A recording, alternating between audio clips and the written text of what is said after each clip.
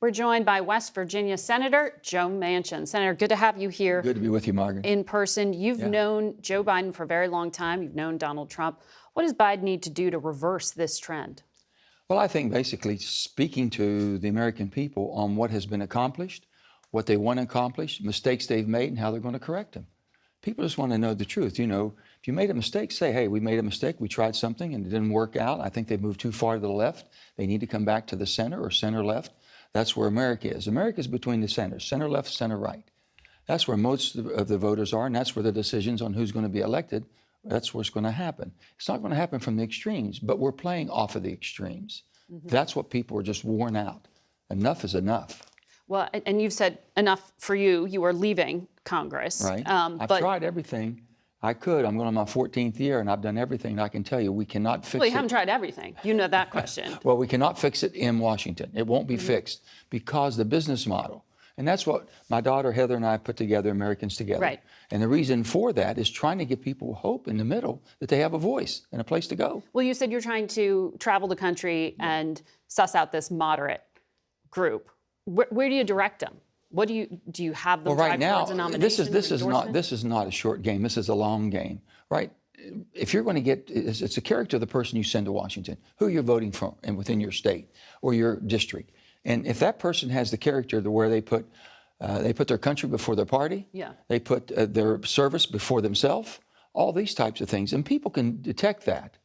But they have to get that person in the game. And right now, with the gerrymandering, the way it's controlled, you get 380 to 390 districts already cooked. You've got the whole thing as far as the primaries, how you could change those to more of a majority primary, an open primary, if you will.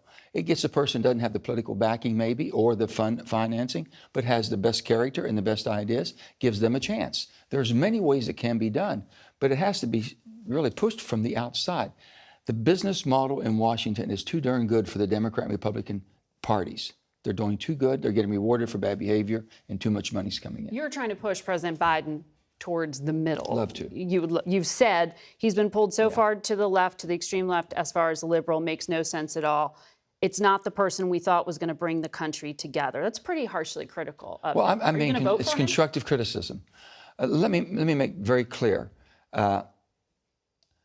I love my country too much to vote for Donald Trump. I love my country too much, and I think it would be very detrimental to my country.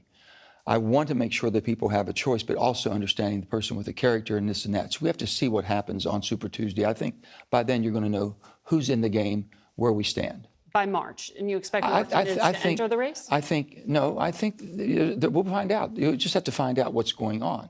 If there's a movement for third party, I think is what you're asking about. Can that movement make a difference? I'm not going to be a spoiler, never have been and never will be. But people want options or they want change. So you got to see what comes. And by then, I think things will hopefully sort itself out. So you're not closing the door on running yourself? You get asked this question all the time. I'm going to do everything I can to save my country.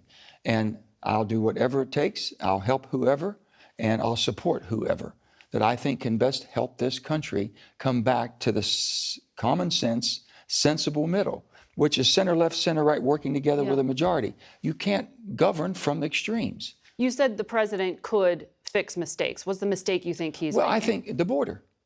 The border has to be fixed.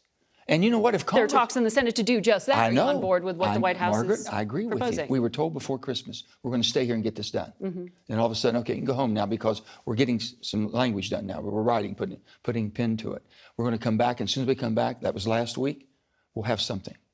Now, this is the second week. This is the greatest crisis we're facing right now is the border, and it's dangerous. And if Congress cannot do its job because the perfect is the enemy of the good, it's just not perfect enough for the Democrats or Republicans, or it's gone too far or not far enough, the president has to step forward and declare an emergency. I don't believe there should be any more paroles at the border until we can get a handle on what's going on. And it's just extremely bad right now. We have to take a break, but I want to follow up on what you just said, because I think you just said the president needs to take executive action. So let's let you finish that thought on the other side of this commercial break. Stay with us. We want to pick up where we left off with Senator Manchin. Senator, before the break, you were saying you think the president needs to do more on the border. The president did say this weekend he wants to make major changes. He has negotiations going on. Are you saying put aside that deal and just take an executive I'm saying action? put a deadline. If it doesn't happen this week, this is such a crisis, and it's a dangerous crisis at the border. The president might have to take executive actions, declaring a crisis, national crisis, at the border, and do what needs to be done to shut that border down and secure it until we can get a handle, or until the legislature can come to an agreement. But leaving it open, thinking that we're all going to be kumbaya and it's all going to come together, is not the prudent course to take, I believe. So you think he needs to get more directly involved? Because this is what Republicans say has to get done to unlock Ukraine and Israel and Taiwan aid. I'm just saying, by the crisis at the border is the greatest crisis we face in America, the dangerous crisis that we're facing now. And I believe very strongly that border needs to be secured, and to secure it, close it down, if you can't get a pathway that legislature agrees on.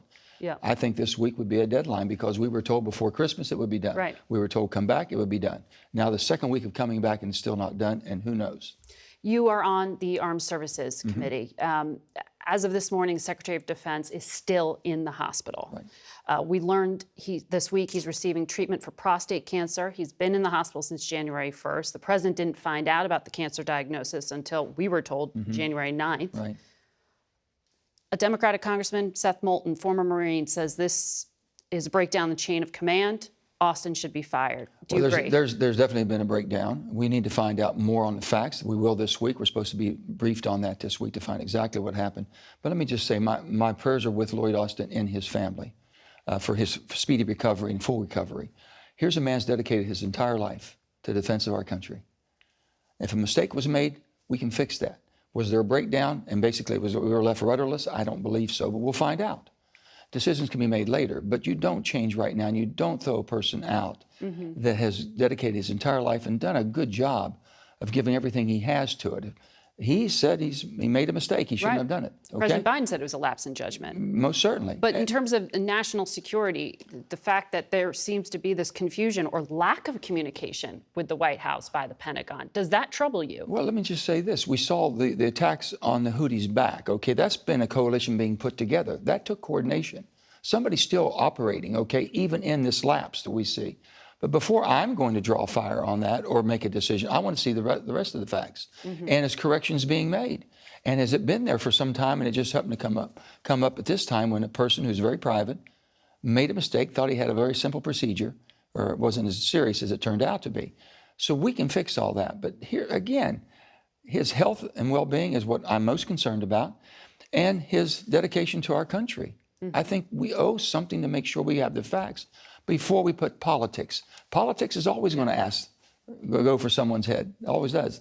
And this toxic atmosphere is what people don't like anymore. Yeah. So just have some civility to how we handle ourselves and our concerns we have for people. We are definitely for civility. Senator, you're welcome back anytime. Thank you, Margaret.